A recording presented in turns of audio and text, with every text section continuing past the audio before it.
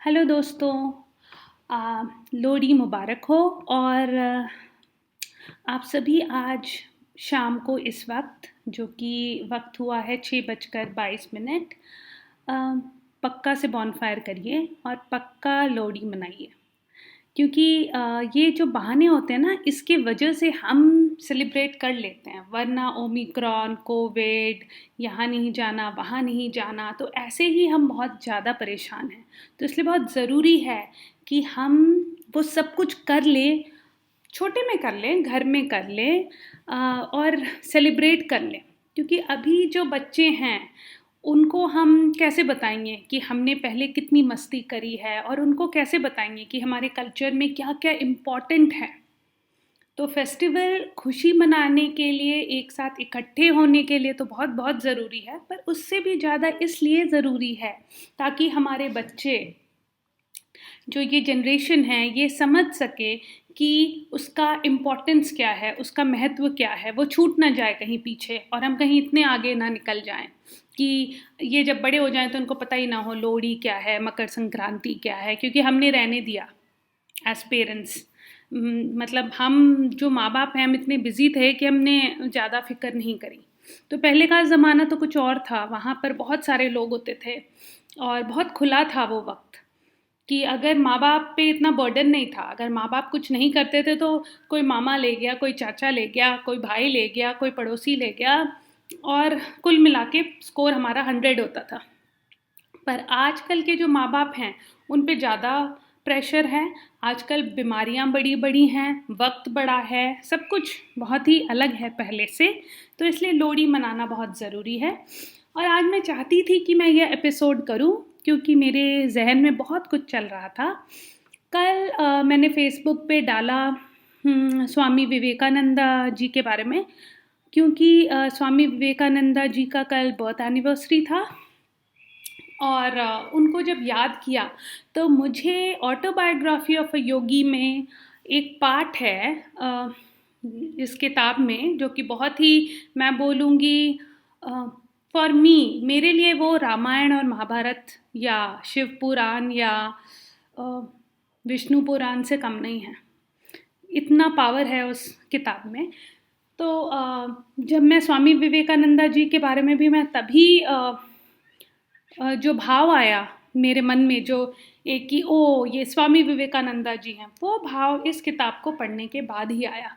जिसमें एक जगह जो योगानंदा, परमहंस योगानंदा जी का जो एक शिष्य होता है, अमेरिका की बात है ये, वो बहुत छोटी उम्र में होता है और वो अपनी माँ के साथ, माँ का हाथ पकड़ के जाता है कहीं, और वो एक कॉन्फ्रेंस, कहीं पे कोई ऑडिटोरियम होता है, वो एंटर कर जाता है और वो जाके उसके मन में कुछ, मतलब मुझे अच्छे से याद नहीं है वो सीन, पर वो अंदर जाता है और वो स्वामी विवेकानंदा जी से मिलता है, और उसके अंदर आत्मा में वो आस होती है कि क्या आप ही हैं मेरे गुरु। और स्वामी विवेकानंदा जी उसकी ओर देखते ही बोलते हैं, मैं नहीं हूँ तुम्हारा गुरु, पर तुम्हारा गुरु आज से इतने साल के बाद तुम्हें मिलेगा और वो तुम्हें एक गोल्डन कप देगा। और बाद में आगे चलकर वो परमहंस योगानंदा जी से जुड़ता है। और परमहंस योगानंदा जी जब भारत जाते हैं, तो भारत से जब वापस आते हैं तो उनके लिए वो गोल्ड कप या सिल्वर कप, मुझे कलर भी याद नहीं है, वो देते हैं। और वो पाते ही उनको स्वामी विवेकानंदा, उनके शिष्य को स्वामी विवेकानंदा जी का ख्याल आता है और वो बहुत ही भाव विभोर हो जाते हैं। तो ये सब सुन के मुझे एक्चुअली में जो लाइफ में गुरु का जो महत्व है उसका एहसास होता है। और एक दो चीज़ें और अ, बहुत ही मज़ेदार पढ़ी मैंने। तो एक मैंने स्टीव जॉब्स का पढ़ा। स्टीव जॉब्स के बारे में तो आपको पता ही होगा, जो जिन्होंने आईफोन और एप्पल ये सब शुरू करा।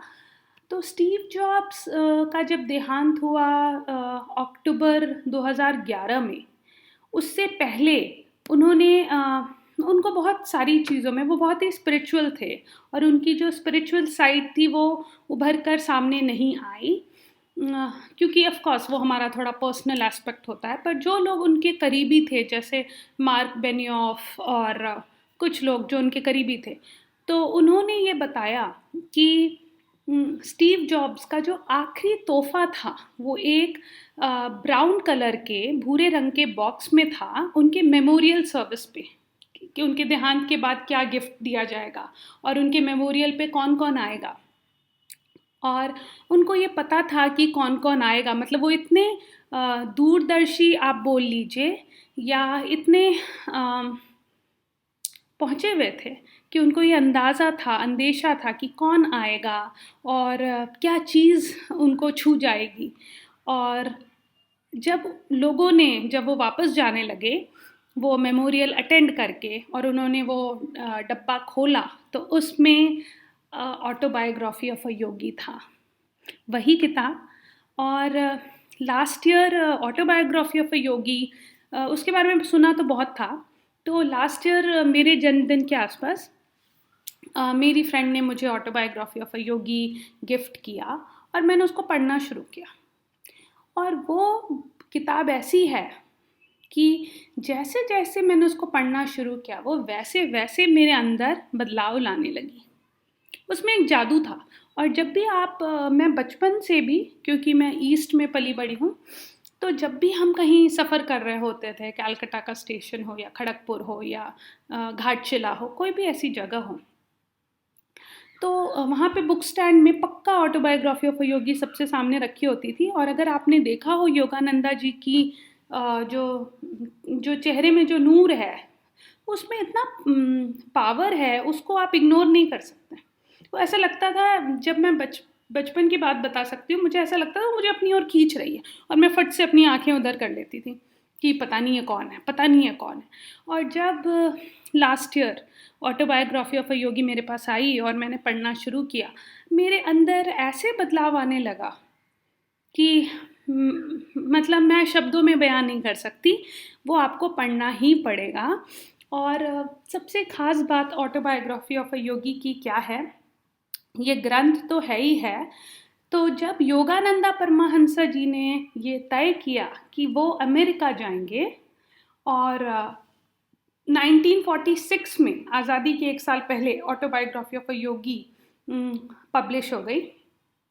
तो जब वो, आई थिंक वो 1933 था या 36 था, मुझे उतने अच्छे से याद नहीं है, जब वो अमेरिका गए। और जब वो अमेरिका गए तो उनको अंग्रेज़ी बोलना नहीं आता था और वो बहुत घबराए हुए थे कि मैं अमेरिका में योगा सिखाऊंगा कैसे। वो क्रिया योगा के प्रचारक थे, उन्होंने क्रिया योगा शुरू किया था और उनको शिप में भी एक भाषण देना था, उनको बोलना था, उनको लोगों से इंटरैक्ट करना था, मिलना था। तो उन्होंने अपने गुरु का ध्यान किया, श्री युक्तेश्वर जी का, और बस वो 10 मिनट रुके रहे। और वो 10 मिनट का वक्त इतना लंबा था कि आप सोचिए, अगर आप स्टेज पे खड़े हो जाएं, जैसे मुझे अपना बचपन याद है कि मैं स्टेज पे खड़ी हूँ कविता सुनाने के लिए, और मेरे ख्याल से, मुझे याद नहीं है पर मेरे ख्याल से सुभद्रा कुमारी चौहान की कविता थी मेरा नया बचपन। तो मैं भूल नहीं गई, एक्चुअली मैं घबरा गई। तो वो मैं 5 मिनट जो खड़ी थी तो मुझे लग रहा था वो 5 मिनट 5 सालों जैसा। तो 10 मिनट उनको एक 10 सालों जैसा ही लग रहा होगा। और उसके बाद जब वो अंग्रेज़ी बोलना शुरू किए, वो कभी रुके ही नहीं। और इतना सुंदर अंग्रेज़ी, मतलब अगर आप ऑटोबायोग्राफी ऑफ अ योगी अंग्रेज़ी में पढ़ेंगे तो आपको डिक्शनरी यूज़ करनी पड़ेगी, अगर आप हिंदी में पढ़ेंगे तो भी आपको डिक्शनरी यूज़ करना पड़ेगा। अनटिल एंड अनलेस, अगर आप, मतलब आपकी हिंदी और अंग्रेज़ी बहुत ही शुद्ध है तो फिर क्या कहना, फिर तो बहुत ही अच्छा है। मैं तो बोलूँगी आप पढ़िए और औरों को बताइए कि उसमें क्या लिखा है। तो इसका मुझे जहन में आया। दूसरी बात जो पिछली बार रह गई थी, इस बात को अब यहीं रहने देते हैं। आगे आपके बारे में इसका क्या विचार है, आपको क्या लगता है, आप मुझे ज़रूर लिखें। आपके पास मेरा ईमेल आईडी है prriti@blinkofani.in, BLINKOFANEYE, पलक झपकते ही। दूसरी बात जो पिछले बार आधी रह गई थी, जो कि मैंने कहा था कि गुस्सा क्यों आता है, उस पे मैंने और गौर फरमाया। तो मुझे ये एहसास हुआ कि जब आपको किसी चीज़ से निपटना होता है तो आप गुस्सा कर देते हो। तो मुझे ये ध्यान आया कि हमें लोगों की बुराई हमेशा से दिखती है, आंखें भगवान ने दी ही इसलिए। तो पर जब हमारा मतलब निकल रहा होता है, जब हमें मज़ा आ रहा होता है, भले हम अपने दोस्त के साथ बैठ के चाय की चुस्की लें या छोले भटूरे खाएं और हमारा काम बन रहा है और अच्छे दिन हैं, तो सब बढ़िया चलता है। अचानक से जब हमें लगता है कि अब तो हमें कुछ है, या तो मैं आगे बढ़ गया हूँ या वो पीछे रह गया है, या मैं आगे बढ़ गई हूँ और वो अटक गई है, या कुछ भी, जैसे तालमेल में कमी आ जाती है ज़िंदगी में, क्योंकि ज़िंदगी हर पल करवट बदल रही है, तो हम गुस्से का प्रयोग कर लेते हैं। क्योंकि तब हम वो सारी बातें याद कर लेते हैं 10 साल या 12 साल से।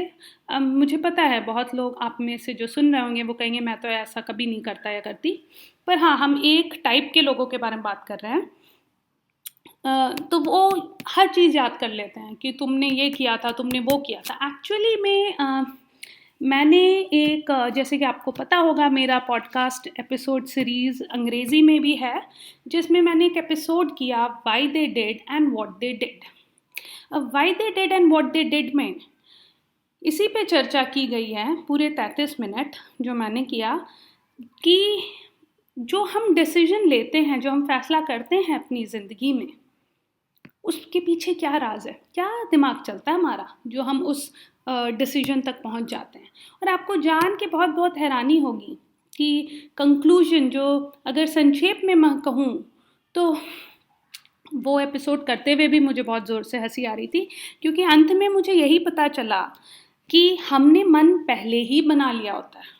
उसके बाद हम चाहते हैं कि लोग माने कि हम कितने समझदार हैं, इसलिए हम एक बहुत समझदारी वाला लॉजिक या तर्क आप कह लीजिए उसको लाकर पेश कर देते हैं, और हम चाहते हैं कि तू मान ले कि हम तो बहुत समझदार हैं और हमने तो बहुत सोच समझ के ये फैसला किया है। बिल्कुल इसी तरीके से जब हम कुछ करना चाहते हैं ज़िंदगी में और हम नहीं चाहते कि कोई अड़ंगा लगाए, तो हम गुस्सा कर लेते हैं। तो जब हम गुस्सा कर लेते हैं, एक माहौल ऐसा बन जाता है कि अगला इंसान जो थोड़ा सा इमोशनली वीक है या थोड़ा भावुक है, जो नहीं चाहता कि ये रिश्ता टूटे, वो थोड़ा सा झुक जाता है, सहम जाता है, और वो कुछ सवाल नहीं पूछता, क्योंकि उसको लगता है यार करने दो इसको अपने दिल की, मैं इस रिश्ते को बचा लूँ। तो ये मेरा टेक था गुस्सा क्यों ज़रूरी है पे, और मैंने इसको भी यहीं रहने देते हैं, क्योंकि इस पे आगे और विचार करेंगे। जो आखिरी चीज़ है जिस पे मुझे आज कुछ कहना है, वो है मूवी। और कौन सी पिक्चर? तो मैंने पिक्चर देखी 14 फेरे, और ये आप देख सकते हैं जी प्रीमियम पे। Z5 है या जी प्रीमियम है, जो भी है, OTT है ये, जैसे कि आपका नेटफ्लिक्स और अमेज़न है, आपको पता ही होगा, नहीं पता तो आप जाके ढूंढेंगे, आपको मिल जाएगा। तो उसमें मुझे ये पिक्चर दिखी जो 23 जुलाई 2021 को रिलीज़ हुई, जिसका नाम था 14 फेरे। और क्योंकि कल की तारीख है 14, तो इसका रिव्यू फेसबुक पे मैं कल डालना चाहती हूँ, पर आज क्योंकि मैं ये एपिसोड कर रही हूँ, मैं इसके बारे में भी आपसे कुछ डिस्कस करना चाहती हूँ। तो ये जो भी मैं मूवी देखती हूँ, मुझे ये समझ आ जाता है, ये जो भी पिक्चर देखती हूँ, कि हमारी देश में जो पेरेंटिंग है, जो माँ बाप बनना है, वो कितना मुश्किल है। एक तो हमारे देश में इतने कल्चर, इतना कास्ट, इतना सब कुछ है कि माँ बाप बेचारे अपनी इज्जत बचा रहे हैं, जो कि बिल्कुल गलत नहीं है। शादी अरेंज हो या लव मैरिज हो, बहुत मिल के चलना पड़ता है, बहुत कॉम्प्रोमाइज़ करना पड़ता है। क्यों कॉम्प्रोमाइज़ करना पड़ता है? क्योंकि किसी के विचार किसी से नहीं मिलते। बुद्धिमान वो है जो हर चीज़ में बहाना ढूंढ ले सुखी रहने का, पर ये सबके बस की बात नहीं है, मेरे तो बिल्कुल ही बस की बात नहीं है। इसमें मुझे इस पिक्चर को देख के एक जहन में जो बात आई कि ये क्या करने की कोशिश कर रहे हैं विक्रांत मसीह और कृति खरबंदा। ये मेरे ख्याल से मैं नाम सही बोल रही हूँ, मैं नाम में तो बहुत ही, मतलब मुझे किसी का नाम नहीं याद रहता। तो ये क्या करने की कोशिश कर रहे हैं कि इन्होंने तय किया है कि विक्रांत मसीह बिहार का है, राजपूत, बिहार के किसी गांव का है, और शहर पे तो अभी तक हम मॉडर्न बन नहीं पाए, तो गांव में तो कोई गुंजाइश है नहीं। हो सकता है कोई कोई दिल से बहुत मॉडर्न हो, पर पूरे गांव को सुधार देना बड़ा मुश्किल है। मतलब आप अपने बच्चों को मारना पीटना चाहें ना चाहें, पीयर प्रेशर जो कहते हैं कि चाचा काका मामा के साथ चाय बैठ के कैसे पिएंगे, तो अपने बेटे को 4 थप्पड़ मार ही देते हैं। आई थिंक वो अभी भी ये प्रचलन चल रहा है। और सब मैं बोलूँगी बाहर से मॉडर्न है, पर घर में, हर घर में, घर घर की कहानी एक ही है। और इसमें जो कृति खरबंदा हैं वो जयपुर से हैं, वो भी एक राजपूत फैमिली से हैं, और इन दोनों में प्यार है पर ये शादी नहीं कर सकते क्योंकि दोनों तरफ एक ही माहौल है, ये काट देंगे ये पीट देंगे। अब मैं आपसे ये जानना चाहती हूँ, क्या ये कल्चर ठीक है? क्या ये जो माँ बाप का जो दुख है, जो अपनी इज्जत से बढ़कर है, ये कि जब तक हम काटेंगे मारेंगे नहीं हम रह नहीं सकेंगे, हमें कुछ बनना है, हम बच्चों को हमें समझना चाहिए। बिल्कुल बच्चों को आपको समझना चाहिए, आपको भी बच्चों को समझना चाहिए, पर आपको क्या लगता है कोई है बीच का रास्ता? और इस मूवी की मुझे एक बात बहुत बहुत अच्छी लगी कि जो कृति खरबंदा हैं वो ये सोचती हैं, जो कि बहुत हमारे जनरेशन में बहुत लोग ये सोचते थे कि अमेरिका चले जाते हैं प्रॉब्लम सॉल्व। तो बहुत सारे ऐसे भी लोग हैं जो देश के बाहर चले गए अपना रिश्ता बचाने के लिए। आपको क्या लगता है क्या ये सही है? गलत भी तो क्या है, यहाँ पे कटने मरने और रिश्ता खराब होने से तो बेहतर है ना कि बाहर चले जाएं। और फिर ये रोज़ रोज़ प्रेशर तो फिर भी है, ये जो आप रोज़ अपने माँ बाप से फ़ोन पे बात कर रहे हैं, कोविड आ गया आप मिल नहीं पा रहे हैं, बहुत कुछ है। पर ऐसी सिचुएशन में as a child and adolescent counsellor, as a parent counsellor, I want to know, मैं जानना चाहती हूँ कि क्या ये सही है? क्या हम ये जो मार रहे हैं, काट रहे हैं, जो गुस्सा आया थप्पड़ मार दिया, अरे हमें भी तो थप्पड़ पड़ा था जब हम छोटे थे, तुम्हारे दादाजी के सामने तुम्हारी आवाज़ भी नहीं निकलती थी, तुम बड़ा बोल रहे हो। तो ये जो हम कर रहे हैं क्या ये ठीक है?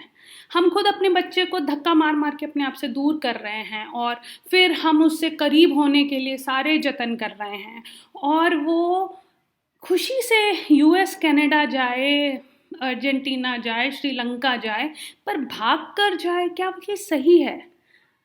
पता नहीं, मुझे तो ये कहीं से सही नहीं लगता। और एज अ पेरेंट अगर कोई ये सुन रहा है तो मैं ज़रूर जानना चाहूँगी वो इसके बारे में क्या सोचता है।